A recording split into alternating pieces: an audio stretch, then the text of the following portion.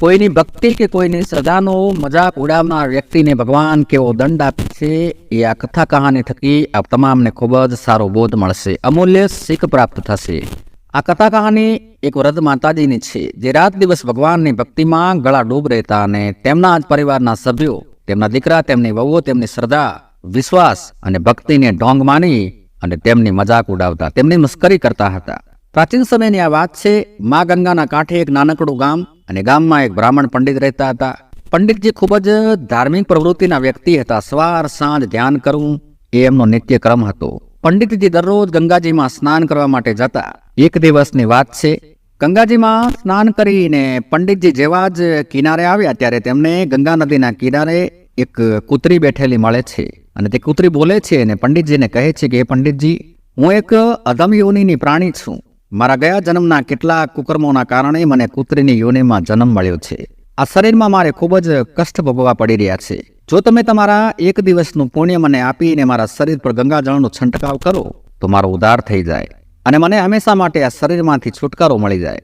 હે પંડિતજી, મારા પર આટલી કૃપા કરો, આટલો ઉપકાર કરો. એ કૂતરીને મનુષ્યની જેમ બોલતી જોઈને પંડિતજી ખૂબ જ આશ્ચર્યચકિત થઈ ગયા. પછી પંડિતજીએ કૂતરીને પૂછ્યું કે તું આ નિંદનીય યોનિમાં કેવી રીતે આવી છો? કયા પાપ કર્મોથી ભગવાને તને કૂતરીની યોનિમાં જન્મ આપ્યો છે? પછી તે કૂતરી પંડિતને પૂછે છે કે એ પંડિતજી, તમે સાંભળવા માંગતા હો તો હું તમને મારા પાછલા જન્મની કથા કહાની કઈ સંભળાવું અને એ પણ જણાવું કે એક સ્ત્રીને કૂતરીની યોનિ કેમ અને ક્યારે મળે છે. પંડિતજી કહેવા લાગ્યા કે હા, મારે જાણવું છે કે એક સ્ત્રીએ એવા કયા કર્મો થકી કૂતરીના શરીરમાં જન્મ લેવો પડે છે. પછી કૂતરી પંડિતજીને એક કથા કહાની સંભળાવે છે અને કહે છે કે પંડિતજી, તમે ધ્યાનપૂર્વક આ કથા કહાની પૂરી સાંભળજો કે મનુષ્યએ અધમ યોનિમાં કેમ જન્મવું પડે છે. અને પછી કૂતરી પંડિતજીને એક કથા કહાની સંભળાવે છે કે આમાં ગંગાના કાંઠે એક નગર અને નગરમાં એક વૃદ્ધ માતાજી રહેતા હતા. તેમને 3 દીકરાઓ હતા. 3 દીકરાઓના વિવાહ થઈ ગયા હતા. 3 દીકરાઓની વહુઓ ઘરમાં આવી ગઈ હતી. એ વૃદ્ધ માતાજી ખૂબ જ ધાર્મિક પ્રવૃત્તિના હતા. તેમનો અડધો સમય ભજન, કીર્તન, સત્સંગ અને પૂજાપાઠમાં જ પસાર થતો. વૃદ્ધ માતાજી દરરોજ ગંગાજીમાં સ્નાન કરવા જતા, સાધુ સંતોનો ઉપદેશ સાંભળવા જતા અને ખાસ કરીને જ્યારે કારતક અને શ્રાવણ મહિનો હોય ત્યારે તે ઉપવાસ કરતા. વૃદ્ધ માતાજી મોટાભાગનો સમય ભગવાન શ્રી હરિવિષ્ણુ અને માતા લક્ષ્મીજીની પૂજા અર્ચનામાં પસાર કરતા. દરરોજ ભગવાનને ભોગ લગાવો અને ત્યારબાદ પ્રસાદ તેમના આડોશ પાડોશમાં વહેંચી દેવો અને ગામના બધા લોકો પણ તેમનો ખૂબ જ આદર, સત્કાર અને સન્માન કરતા. વૃદ્ધ માતાજીનો એક તટસ્થ નિયમ એ હતો કે તેઓ કારતક મહિનામાં દરરોજ ગંગાજીમાં સ્નાન કરવા જતા અને ભગવાનને ભોગ અર્પણ કરવા હાટુ અલગ અલગ પ્રકારના વ્યંજન બનાવતા. કોઈ દિવસ તેમને કોઈ સાધુ સંત મળી જાય તો તેમને ઘરે બોલાવી લાવતા અને સાધુ મહાત્મા પાસેથી ઉપદેશ સાંભળતા. ઘરમાં કોઈ દિવસ ભજન, કીર્તન, તો કોઈ દિવસ હવન, તો કોઈ દિવસ પ્રસાદનું વિતરણ, આ બધા જ કાર્યક્રમો ચાલુ જ રહેતા હતા. વૃદ્ધ માતાજીના આ વર્તનથી તેમના 3 દીકરાઓ અને 3 વહુઓ હંમેશા નાખુશ રહેતા અને તેમની ભજન, ભક્તિ, પૂજાપાઠને લઈ અને હંમેશા વૃદ્ધ માતાજીની મજાક ઉડાવતા હતા. વૃદ્ધ માતાજી જ્યારે દીકરાઓ કે વહુઓને પ્રસાદ આપતા તો તે પ્રસાદ લેવાની પણ ના પાડી દેતા અને તેમની વહુઓ કહેતી કે આમાં તો તુલસીના પત્તા છે, અમે તો ના ખાઈએ. અને વહુઓ ટોણા મારતી હતી કે આ ડોસી તો ભક્તિનો ખોટો દેખાડો કરે છે. આવી બધી વાતો સાંભળીને વૃદ્ધ માતાજીને દુઃખ તો ખૂબ જ થતું, પરંતુ આ બધી વાતોને ધ્યાનમાં લીધા વિના તે ચૂપચાપ પોતાના પૂજા પાઠ અને ભજન કીર્તનમાં વ્યસ્ત રહેતા હતા. દીકરાઓ જ્યારે નાના હતા ત્યારે જ તેમના પતિએ આ દુનિયા છોડી દીધી હતી. એટલે વૃદ્ધ માતાજીને એકલતાનો સામનો કરવો પડી રહ્યો હતો. તેમના દીકરાઓ પણ તેમની પત્નીઓના કહેવાથી તેમનાથી દૂર રહેતા. એટલે વૃદ્ધ માતાજીનું ધ્યાન, એમનું મન હવે ફક્ત પૂજા પાઠ અને ભગવાનની ભક્તિમાં જ લાગેલું રહેતું હતું. વૃદ્ધ ડોશીમાનું આ ભક્તિભાવવાળું વર્તન હવે તેમની 3 વહુઓને સહેજ પણ પસંદ નહોતું. તે 3 વહુઓ હંમેશા ચર્ચા કરતી કે આપણી આ સાસુ જ્યારે જોઈએ ત્યારે ભક્તિ, પૂજાપાઠમાં જ લાગેલી વ્યસ્ત રહે છે અને અર્થ વગરના ખર્ચાઓ કર્યા કરે છે. કોઈ દિવસ પંડિતોને તો કોઈ દિવસ સાધુ સંતોને બોલાવે છે, દાન પુણ્ય કરે છે, અર્થ વગરના કામો કરે છે. આના કરતાં આ ડોશી મરી જાય તો કેટલું સારું.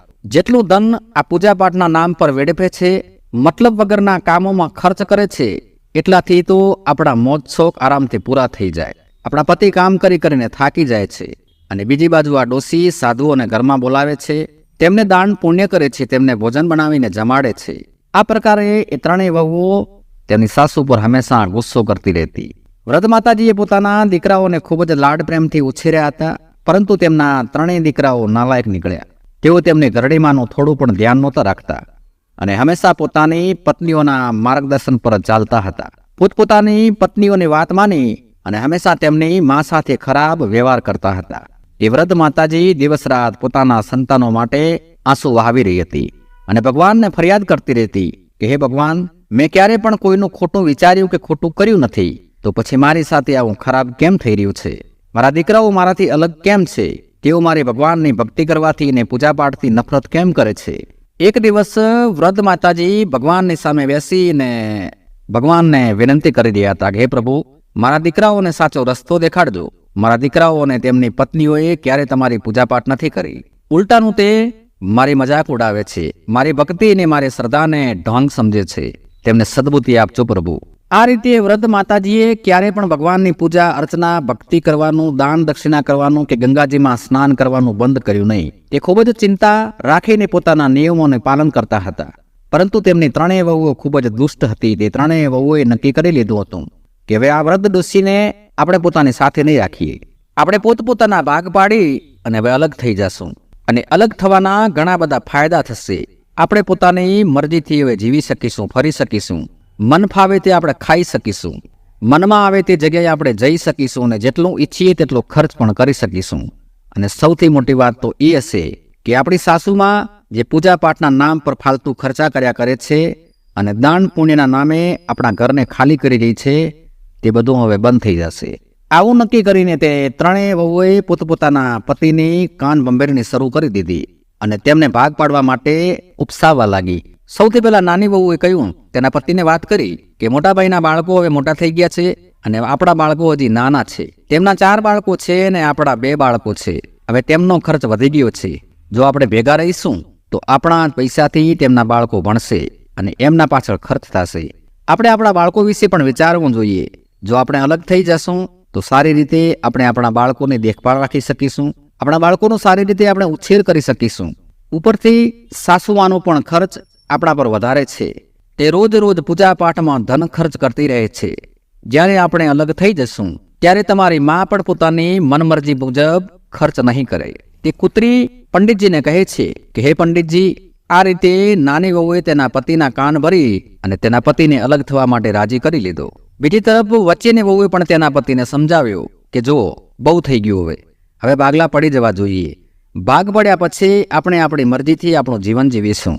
કેટલો ખર્ચ કરવો છે, કેટલો નથી કરવો, શું કરવું છે, શું નથી કરવું, એ બધું આપણે નક્કી કરીશું. અને તમારી માના ખોટા ખર્ચાઓ પણ આપણે સહન નહીં કરવા પડે. માટે હવે આપણે અલગ રહી અને આપણા બાળકોની દેખભાળ કરવાની છે. તેમને ભણાવવાના છે, તેમને શિક્ષિત કરવાના છે. અને જો આપણે ભેગા રહીશું, સાથે રહીશું તો આપણે કશું પણ નહીં કરી શકીએ. વચ્ચેની વહુએ પણ તેના પતિના કાન ભરી અને તેને પણ ભાગ પાડવા માટે રાજી કરી લીધો. બીજી તરફ સૌથી મોટી વહુએ પણ તેના પતિના કાન ભરી લીધા અને તેને પણ કહેવા લાગી કે જો આપણા બાળકો મોટા થઈ રહ્યા છે, કાલે આપણે તેમના લગ્ન પણ કરવા પડશે. અને આવી રીતે આપણે કમાઈ અને તમારા ભાઈઓ અને એમના બાળકોનું પૂરું ક્યાં સુધી કરીશું? એટલે મોટી વહુએ પણ તેના પતિના કાન ભરી લીધા અને તેને મનાવી લીધો.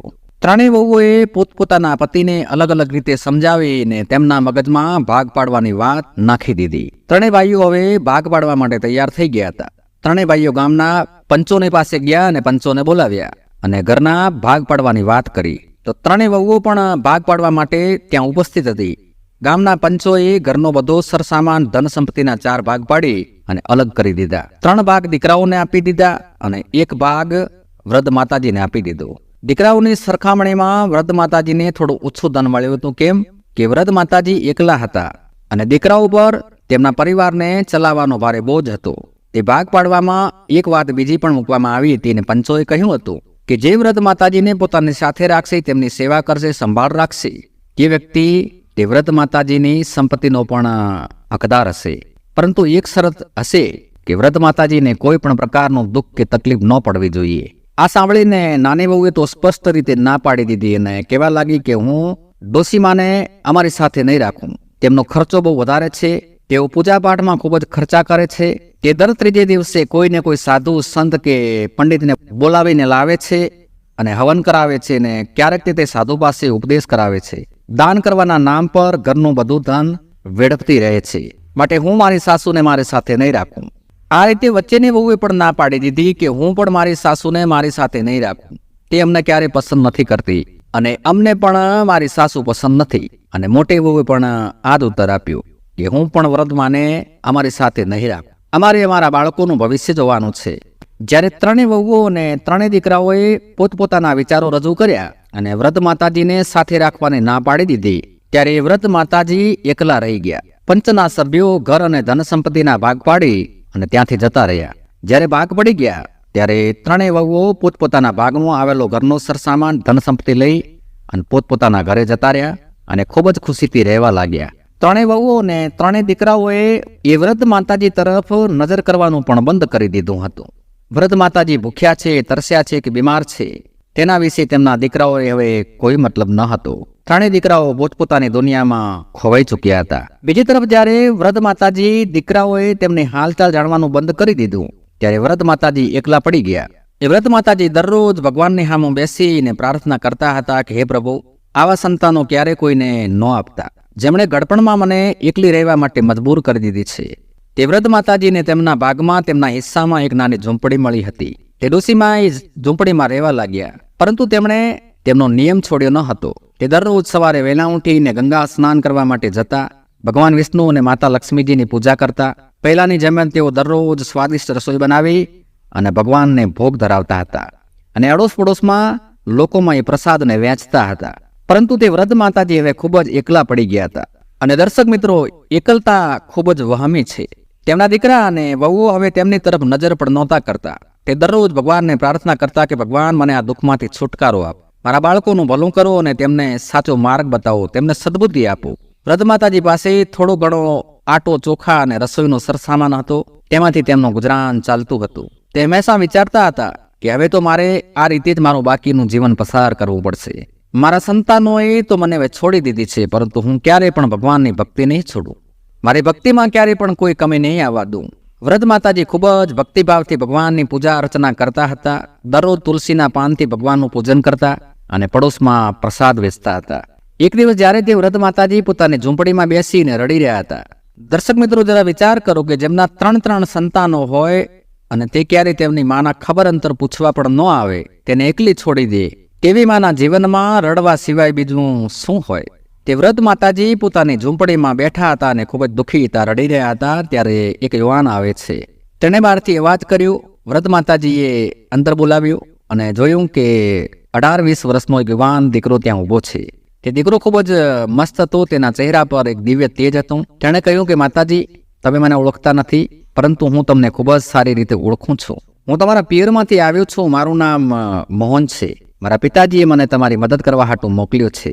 મેં સાંભળ્યું હતું કે તમે એકલા રહો છો, તમારી મદદ કરવાવાળું કોઈ નથી, એટલા માટે હું તમારી મદદ કરવા હાટું આવ્યો છું. મોહનની વાત સાંભળીને તે વ્રત માતાજી ખૂબ જ આશ્ચર્યચકિત થઈ ગયા અને પૂછ્યું કે બેટા, શું તું ખરેખર મારા પિયરમાંથી આવ્યો છે? મેં તો તને ક્યારે ત્યાં જોયો નથી. તો મોહને હસતા હસતા કહ્યું કે માતાજી, તમે મને ક્યાંથી જોયો હોય? આવતા હતા ત્યારે તો હું ખૂબ જ નાનો હતો. હું તમારા કુટુંબી ભાઈનો દીકરો છું. મને જાણવા મળ્યું છે કે તમારા દીકરાઓએ તમને ઘરમાંથી કાઢી મૂક્યા છે, એટલા માટે મારા પિતાજીએ મને તમારી મદદ કરવા હાટું મોકલ્યો છે. આટલું સાંભળતા આજે વ્રત માતાજીની આંખમાંથી શ્રાવણ ને ભાદરવો, એમ કહેવાય છે કે આંસુઓની ધારા થઈ ગઈ. તેમણે મોહનને અંદર બોલાવ્યો અને તેને બેસવા માટે કહ્યું. વ્રત માતાજીએ પાણીનો ગ્લાસ ને થોડો ગોળ તેને ખાવા માટે આપ્યો. મોહને પાણી પીધું, ગોળ ખાધો અને ત્યારબાદ મોહને પોતાની થેલીમાંથી ખાવાનું સરસામાન, થોડા કપડાં અને થોડી દવાઓ કાઢી અને કહ્યું કે માતાજી, આમ તો તમે મારે ફઈ થાઓ છો, પણ હું તમને માતાજી કહીશ. આ સામાન હું તમારી માટે લાવ્યો છું. તમે ક્યારે ભૂખ્યા ન રહેતા. હું દરરોજ તમને ખાવાનું પહોંચાડી દઈશ. મોહન પોતાના હાથોથી તે વૃદ્ધ માતાજીને ભોજન જમાડ્યું અને વૃદ્ધ માતાજીએ તેને ખૂબ જ આશીર્વાદ આપ્યા અને કહે છે કે બેટા, તે મારી પીડાને સમજી છે, મારું એકલતાપણું દૂર કર્યું છે.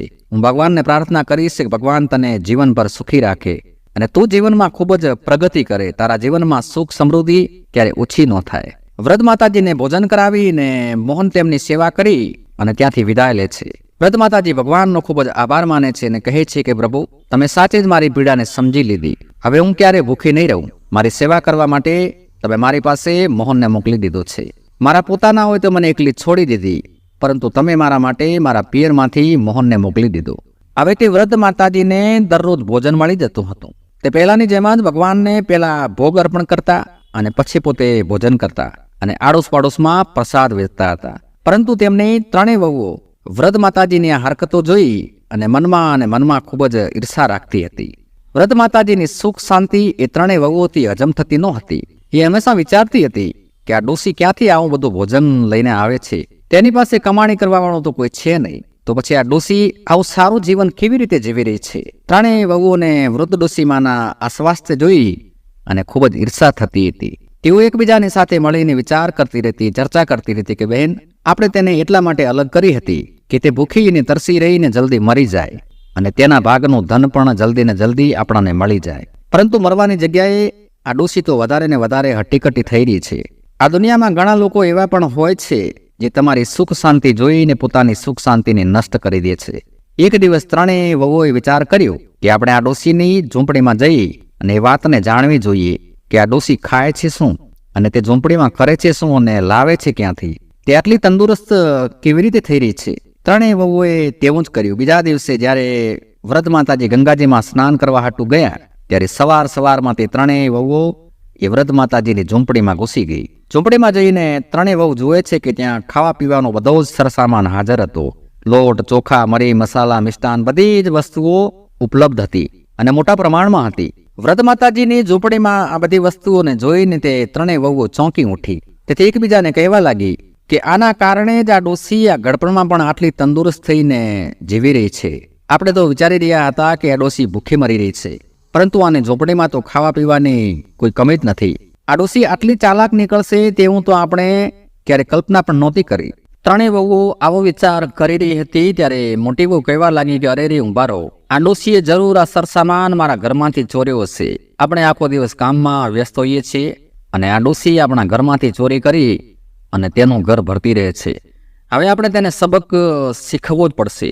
વચ્ચેની વહુએ કહ્યું હા, આપણે તેને બરાબરનો પાઠ ભણાવવો પડશે. નાની વહુએ પણ એ વાતને સહમતિ આપી ને કહ્યું કે સાચું કહ્યું બેન તમે, આપણે હવે કંઈક ને કંઈક તો કરવું જ પડશે. આ રીતે ત્રણેય વહુઓ તે વ્રત માતાજીના ઘરમાં પડેલો ખાવા પીવાનો તમામ સરસામાન પોતપોતાના ઘરે લઈ ગઈ. ત્યારે ત્રણેય વહુઓએ જોયું કે ખાવા પીવાના બધા જ સરસામાનની અંદર તુલસીના પાન ભેળવેલા હતા. ત્રણેય વહુઓએ ગુસ્સામાં આવી અને તુલસીના પાનને તે વસ્તુઓમાંથી કાઢી અને ગંદા પાણીના નાળામાં ફેંકી દીધા. ત્યારે એક અજીબ ઘટના ઘટે છે. ત્રણેય વહુઓએ જોયું કે તેમના હાથ પગ ધીરે ધીરે કૂતરાની જેમ બદલવા લાગ્યા. આ જોઈને તે ડરવા લાગી અને જોરથી ચિલ્લાવા લાગી, પરંતુ તેમની મદદ કરવા માટે ત્યાં કોઈ આવ્યું નહીં અને થોડી જ વારમાં તે ત્રણેય વહુઓ કૂતરીના રૂપમાં પરિવર્તિત થઈ ગઈ. આ જોઈને આખા ગામમાં હડગમ મચી ગયું. તેમના બાળકો, તેમના પતિઓએ જ્યારે તેમને જોયા ત્યારે તે પણ ખૂબ જ હેરાન રહી ગયા. ત્રણેય વહુઓના સંતાનો પોતપોતાના પિતાજીને કહેવા લાગ્યા કે પિતાજી, મારી માને શું થઈ ગયું છે.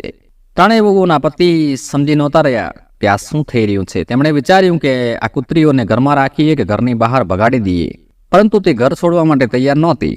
તે પોતાની ભાષામાં કંઈ કહેવાનો પ્રયાસ કરી રહી હતી, પરંતુ કોઈ પણ વ્યક્તિ તેમની વાત સમજી શકતું ન હતું.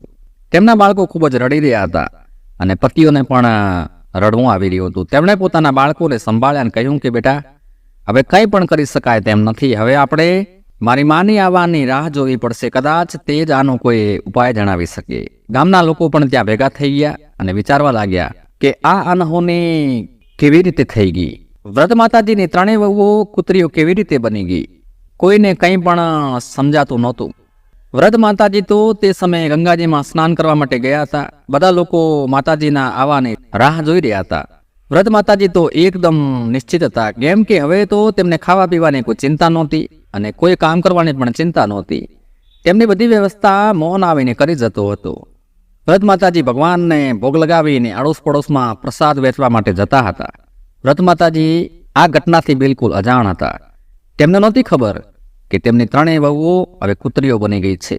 આ બાજુ ત્રણેય વહુઓ કૂતરીઓ બનીને ઘરના આંગણામાં બેઠી હતી. બાળકો તેમને ઘેરીને ઊભા છે. ત્રણેય પતિ ખૂબ જ પરેશાન હતા. તેમણે પોતાના જીવનમાં આવી ઘટના ક્યારેય નહોતી જોઈ. તે ખૂબ જ દુઃખી હતા, પરેશાન હતા અને પોતાની માના પાછા આવવાની રાહ જોઈ રહ્યા હતા. ગામના લોકો પણ આ વિચિત્ર ઘટનાથી ખૂબ જ હેરાન હતા. બધા લોકો એવું કહી રહ્યા હતા કે આ વ્રત ડોસીમાની ભક્તિ અને તેમની તપસ્યાના કારણે થયું છે. કોઈ કહી રહ્યું હતું કે આ ત્રણેય વહુઓએ જરૂર એવું કોઈ પાપ કર્યું હશે કે જે એમને ના કરવું જોઈએ. બીજી તરફ ગામના કેટલાક લોકો જે વૃદ્ધ માતાજી ગંગાજીમાં સ્નાન કરવા માટે ગયા હતા, ત્યાં જઈને તેમને જણાવ્યું કે માતાજી, તમને ખબર નથી, તમારા ઘરમાં ખૂબ જ અજીબ ઘટના ઘટી છે. તમારી ત્રણેય વહુઓ કૂતરીના રૂપમાં પરિવર્તિત થઈ ગઈ છે. તમારી ત્રણેય વહુઓ કૂતરીઓ થઈ ગઈ છે. વૃદ્ધ માતાજીને આ સાંભળીને ખૂબ જ આશ્ચર્ય થયું. તેમણે વિચાર્યું કે આવું કેવી રીતે બની શકે. તેમણે તરત જ ગંગાજીમાં સ્નાન કર્યું અને ઘર તરફ ચાલવા લાગ્યા.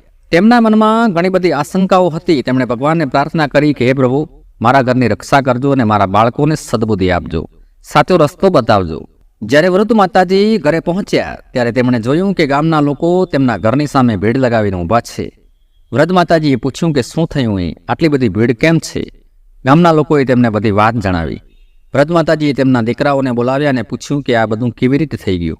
તમે લોકોએ એવું શું કર્યું? ત્યારે વૃદ્ધ માતાજીના ત્રણેય દીકરાઓએ રડતા રડતા બધી વાત કરી.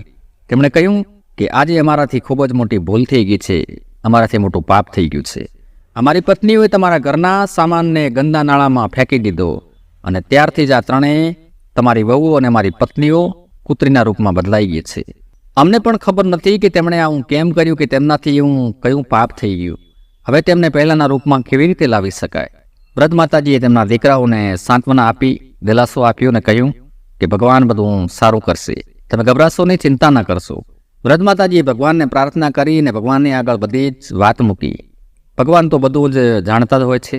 વૃદ્ધ માતાજીએ વિચાર કર્યો કે વહુઓને પહેલાના રૂપમાં લાવવા માટે જો કોઈ હોય તો સાધુ મહાત્મા જરૂરથી કરી દેશે. તે સમયે એક સંત મહાત્મા ગામમાં આવેલા હતા. વૃદ્ધ માતાજીએ તેમને પોતાના ઘરે બોલાવ્યા અને બધી જ વાત વિગત જણાવી. સાધુ મહાત્માએ ધ્યાનપૂર્વક બધી જ વાત સાંભળીને કહ્યું કે આ બધું તમારી ભક્તિ અને તપસ્યાનું ફળ છે. હે માતાજી, તમે ચિંતા ન કરશો, આનો ઉપાય પણ છે. વૃદ્ધ માતાજીએ પૂછ્યું કે સાધુ બાબા, કૃપા કરીને મને ઉપાય જણાવો, હું મારા બાળકોને આવી હાલતમાં નથી જોઈ શકતી. સાધુ મહાત્માએ કહ્યું કે તમારે કારતક મહિનામાં એક વિશેષ પૂજા કરાવવી પડશે અને તમારા સ્નાન કરેલા પાણીથી તમારી વહુઓને સ્નાન કરાવવું પડશે. બ્રાહ્મણોને ભોજન કરાવી અને તેમના એઠા ભોજનને આ ત્રણેય કૂતરીઓ બનેલ વહુઓને ખવડાવવું પડશે. આવું કર્યા પછી તમારી ત્રણેય વહુઓ પોતાના અસલી રૂપમાં પાછી આવી જશે. પછી વૃદ્ધ માતાજીએ મહાત્માજીનો ખૂબ જ આભાર માન્યો અને પોતાના દીકરાઓને આ ઉપાય વિશે જણાવ્યું. દીકરાઓ કહેવા લાગ્યા કે માતાજી, અમે તમારી બધી જ વાત માનીશું, અમે આ ઉપાયને જરૂર કરીશું. વૃદ્ધ માતાજીએ કારતક સ્નાન આરંભ કરી દીધું. તેમની આ પૂજામાં તેમના ત્રણ દીકરાઓ અને ગામના લોકો પણ હાજર હતા. દીકરાઓએ ભેગા મળીને પૂજાનો બધો જ સરસામાન ભેગો કર્યો અને ભગવાનને ભોગ અર્પણ કરવા માટે દરરોજ વ્યવસ્થા કરી. દરરોજ સવારે વૃદ્ધ માતાજી મા ગંગામાં સ્નાન માટે જતા અને સ્નાન કરેલા પાણીને એક વાસણમાં ભેગું કરી લેતા અને ત્યારબાદ તે વૃદ્ધ માતાજી, ભગવાન વિષ્ણુ અને માતા લક્ષ્મીજીની પૂજા કરતા હતા. વૃદ્ધ માતાજીની ત્રણેય વહુઓ કૂતરીના રૂપમાં ઘરના આંગણામાં બેસી રહેતી હતી. વૃદ્ધ માતાજીના ત્રણેય દીકરાઓ અને તેમના બાળકોએ ઘરના બધા કામ કરવા પડતા હતા. બાળકોને તેમની માતાઓને ખૂબ જ યાદ આવતી હતી અને તે હંમેશા રડી રડીને તેમની દાદીને કહેતા કે હે દાદીમા, અમારી માં ક્યારે ઠીક થશે? અમને અમારી માં પાછી લઈ આપવો. ત્યારે વૃદ્ધ ડોશીમાં બાળકોને દિલાસો આપતા, સમજાવતા અને કહેતા કે દીકરાઓ, ભગવાન બધું સારું કરશે, તમે ધીરજ રાખો અને ચિંતા ના કરો અને ભગવાનને પ્રાર્થના કરો કે તમારી માં જલ્દીથી ઠીક થઈ જાય. બાળકોને શાંત કરવા માટે વૃદ્ધ માતાજી તેમને કહાનીઓ સંભળાવતા હતા અને તેમની સાથે સમય પસાર કરતા હતા. વૃદ્ધ માતાજીએ પૂજા માટે 5 બ્રાહ્મણોને બોલાવ્યા. દીકરાઓએ પણ પોતાના તરફથી 5 બ્રાહ્મણોને બોલાવ્યા.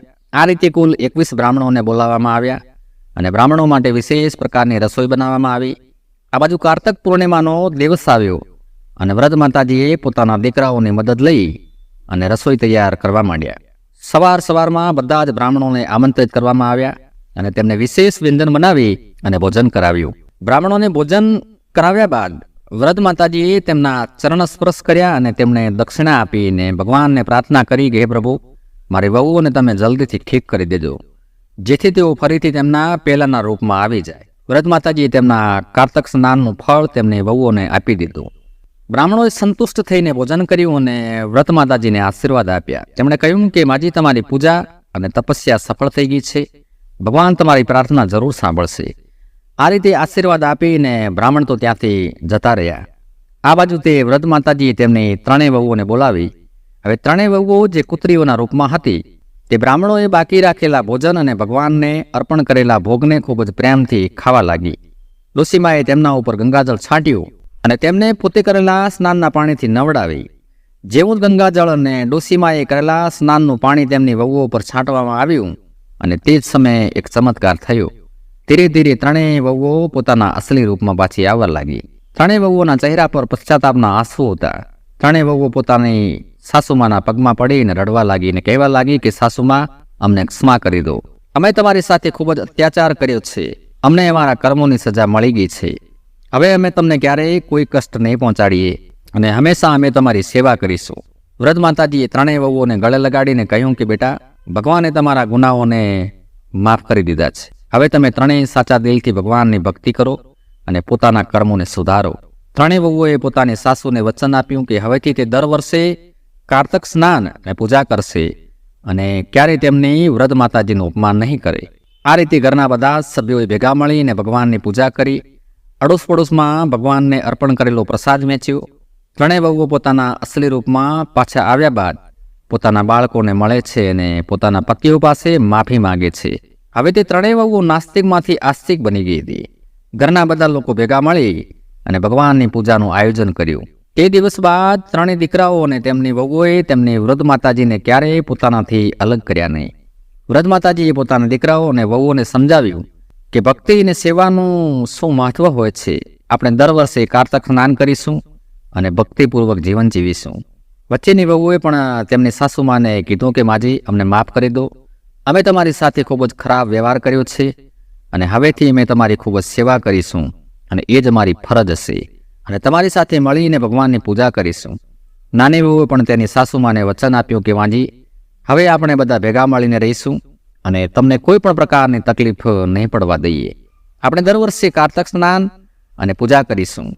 વ્રત માતાજી ખૂબ જ ખુશ થાય છે અને પોતાના બાળકોને ખૂબ જ આશીર્વાદ આપે છે. હવે ઘરમાં બધા હળી મળીને રહેવા લાગ્યા.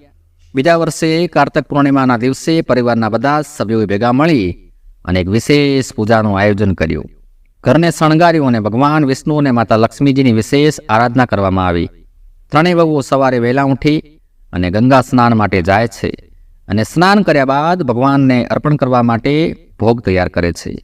વ્રત માતાજીએ શીખવાડ્યું હતું કે કેવી રીતે તુલસીના પાનનો ઉપયોગ કરવાનો છે અને ભગવાનને ભોગ લગાવવાનો છે. વ્રત માતાજીએ શીખવાડ્યું કે તુલસીના પાનમાં દિવ્ય શક્તિ હોય છે અને તુલસી ભગવાનને ખૂબ જ પ્રિય છે. આપણે સાચા મનથી તુલસીની પૂજા કરવી જોઈએ અને ક્યારે પણ તુલસીનો અનાદર ના કરવો જોઈએ. તુલસી માતા ભગવાનને ખૂબ જ પ્રિય છે. જે તુલસીને તે પોતાના મસ્તક પર બેસાડીને રાખે છે. તુલસી માતાને ભગવાન કીચડમાં કેવી રીતે જોઈ શકે? ભગવાનની કૃપાથી વ્રત માતાજીના પરિવારમાં હવે સુખ સમૃદ્ધિ આવી ગઈ હતી. ત્રણેય ભાઈઓનો વેપાર વ્યવસાય ખૂબ સારો ચાલી રહ્યો હતો અને ઘરમાં ખુશીઓનું આગમન થઈ ચૂક્યું હતું. હવે ત્રણેય વહુઓ પણ તેમની સાસુની ખૂબ જ સારી રીતે સેવા કરતી હતી અને દરેક વહુ સાસુમાને માં કહીને બોલાવતી હતી. ત્રણેય ભાઈઓએ પણ પોતાની માને વચન આપ્યું કે હવે તેઓ ક્યારે પણ તેમને એકલા નહીં મૂકે અને હંમેશા તેમની સેવા કરશે.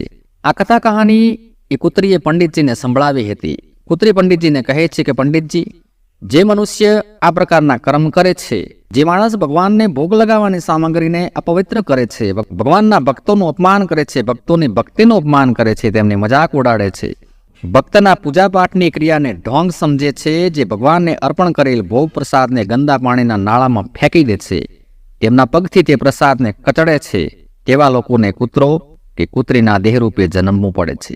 પંડિતજીએ કૂતરીને પૂછ્યું કે તે એવો કયો અપરાધ કર્યો હતો, કયું એવું પાપ કર્મ કર્યું હતું કે જેના કારણે તારે આ કૂતરીની યોનિમાં જન્મવું પડ્યું? ત્યારે કૂતરી કહે છે કે હે મહારાજ, ગયા જન્મમાં મેં મારા પતિનો અનાદર કર્યો હતો. મારા પતિના હોવા છતાં પણ મેં બીજા પુરુષો સાથે ભોગવિલાસ કર્યો હતો. હું વાતમાં મારા પતિ પર ગુસ્સો કરતી, ક્રોધ કરતી, તેમનું અપમાન કરતી હતી. હું હંમેશા બીજાના ઘરોમાં ઉઠવા બેસવાનું વધારે રાખતી. મેં મારા જીવનમાં કેટલાય પરપુરુષો સાથે શારીરિક સંબંધો બાંધ્યા હતા, જેના કારણે મને આ જન્મમાં કૂતરીના રૂપમાં જન્મ મળ્યો છે. હે પંડિતજી, મેં ક્યારે પૂજા પાઠ નથી કર્યા અને ક્યારે ગંગામાં સ્નાન નથી કર્યું. ઉલટાનું આવા લોકોથી તો હું ઈર્ષા રાખતી હતી અને તેમની મજાક ઉડાવતી હતી, મસ્કરી કરતી હતી. જો તમે મને તમારા એક દિવસના ગંગા સ્નાનનું પુણ્ય આપી દો અને મને ગંગા જળથી સ્નાન કરાવી દેશો તો હું બધા પાપથી મુક્ત થઈ જઈશ, મારો ઉદ્ધાર થઈ જશે. કૂતરીની આ વાત સાંભળીને પંડિતજીને દયા આવી ગઈ. એમણે તરત જ પોતાના એક દિવસના ગંગા સ્નાનનું ફળ તે કૂતરીને આપી દીધું અને તેને ગંગાજળથી સ્નાન કરાવ્યું અને જોત જોતામાં તે કૂતરી એક સુંદર અપ્સરાના રૂપમાં બદલાઈ ગઈ અને દિવ્ય દેહને પ્રાપ્ત કરી અને તે દેવલોકમાં ભગવાનના ધામમાં પહોંચી ગઈ. તો વાલા દર્શક મિત્રો, આ કહાની વાર્તાનો સારસ એ છે કે આપણે ક્યારે પણ કોઈના પૂજાપાઠ, આરતી, માળા કરવા પર, કોઈના ધાર્મિક હોવા પર ક્યારે એમની ટીકા ન કરવી જોઈએ અને ક્યારે પણ કોઈ દેવી દેવતા કે પૂજાપાઠનું અપમાન ના કરવું જોઈએ. અને બીજી મહત્વપૂર્ણ વાત એ કે માતા પિતાના વૃદ્ધ થવા પર ક્યારે પણ તેમને પોતાનાથી અલગ ના કરવા જોઈએ. ભગવાનને અર્પણ કરવામાં આવેલ પ્રસાદને ક્યારે પણ પગ નીચે કૂચલવો જોઈએ નહીં, નહીતર ભગવાનના ક્રોધનો ભોગ બનવું નિશ્ચિત છે. મને આશા છે કે આ વાર્તા કથા તમને પસંદ આવી છે. પસંદ આવી હોય તો લાઈક કરજો, કમેન્ટ કરજો અને મળીશું બીજા વિડીયોમાં. ત્યાં સુધી આપ સૌને મારા હર હર મહાદેવ. જય શ્રી કૃષ્ણ.